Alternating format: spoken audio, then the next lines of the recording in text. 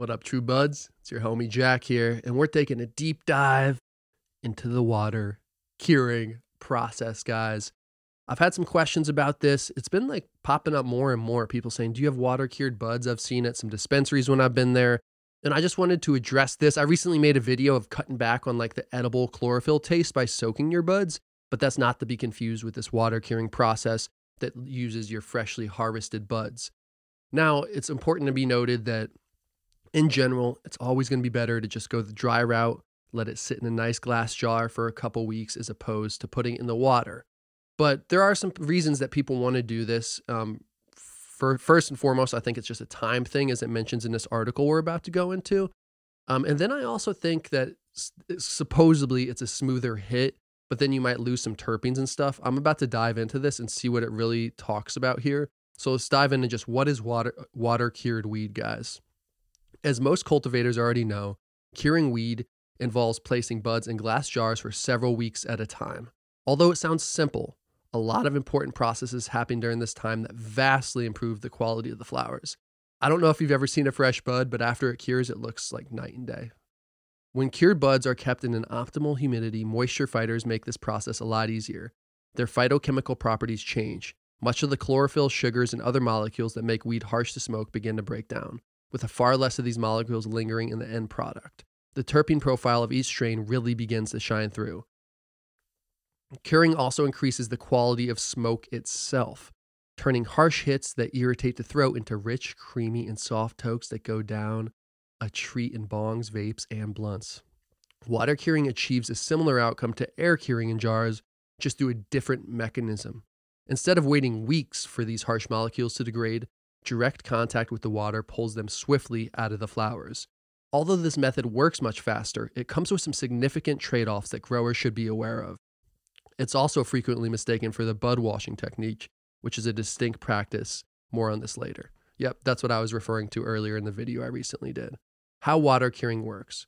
Many of the harsh and undesirable chemical compounds in cannabis are water soluble. This means that upon contact, they diffuse out of the resin and plant tissue into the water. During the water curing, cannabis buds are submerged for a relatively short period of time. What starts off as a clear drinking water quickly fills up with chlorophyll, sugars, and other potentially irritating chemicals. Instead of waiting weeks for cannabis buds to digest sugars and oxygen for their air to break down these phytochemicals, water curing can achieve a similar result in a matter of days. But not every water-soluble molecule in cannabis tastes bad. In fact, some are very valuable. Fortunately, cannabinoids such as THC and CBD are fat-soluble and hydrophobic, meaning no amount of contact time with water will remove them from the trichomes. This is what I was saying in the other video of soaking it. It seems so counterintuitive, but just like it said here, it's not going to affect the THC and CBD. Terpenes, though, are a different story. These aromatic molecules underpin the signature scent of cannabis and also contribute to a different flavor profile to each individual strain. Terpenes even dictate how stimulating or couch-locking the psychoactive effect of the strain are by synergizing the cannabinoids. I love the metaphor here that like the cannabinoids are your car when you're driving down the street, and the terpenes are the steering wheel that really change direction for you and give you that full experience. Because terpenes are water-soluble, water curing removes a large quantity of these tasty molecules from the cannabis flower. This brings us to the major trade-off of water curing, flavor or speed. Some smokers describe the taste of water-cured buds as grassy and flat. However, in times where growers desire smooth smoke above all else, this method comes into the foray.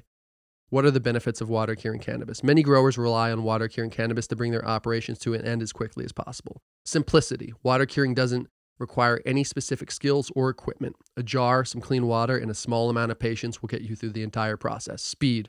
Water curing saves you time. If you need to get your buds harvested and processed as quickly as possible, this will help do that. Less smell, less obvious. By pulling out terpenes of your buds, water curing will decrease the aroma and flavor of your harvest. However, a lack of terpenes also means your buds will smell a lot more discreet. Hitting a vape in the city center or blazing a joint on your lunch break suddenly becomes a lot easier to conceal. I miss those terpenes though, man. Smooth smoke. Much like air curing, water curing makes cannabis smoke much more pleasant. After wrapping your water-cured buds in a blunt or packing them in a bong, prepare your lungs for a silky smooth hit of smoke. Water curing versus bud washing, what is the difference? Although they sound similar, water curing and bud washing are different techniques that achieve different goals. Bud washing simply refers to using water to quickly clean buds after harvest. Unlike water curing, which keeps buds submerged for several days, by washing takes place over a matter of minutes. When bud washing, growers dunk their flowers in a series of buckets to clean debris from their buds and improve their taste. After giving them a quick clean, they move them straight to the drying rack. When should you consider bud washing over water curing? Water curing and bud washing aren't a replacement for each other, though growers have the choice of bud washing before placing their flowers in jars to cure them. Bud washing ultimately helps remove dust, pesticides, insects, and other unwanted particles from the cannabis flowers, leaving them squeaky clean in the better condition. Washing buds before water curing means your flowers won't be floating around in a bath of nasty chemicals. Growers that opt for air curing can also use bud washing before drying and curing their stash to remove any chemicals that will impact the taste in the process. Guys, that's a pretty thorough article there, and just different types of curing, water curing, bud washing.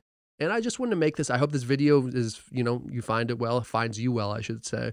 And if you're feeling it, if it resonates with you, please subscribe, show some love. It'd be much appreciated, and drop some questions below. Let's start a conversation on this. If you've had water cured bud, what are your thoughts? Do you notice a difference in the terpene degradation?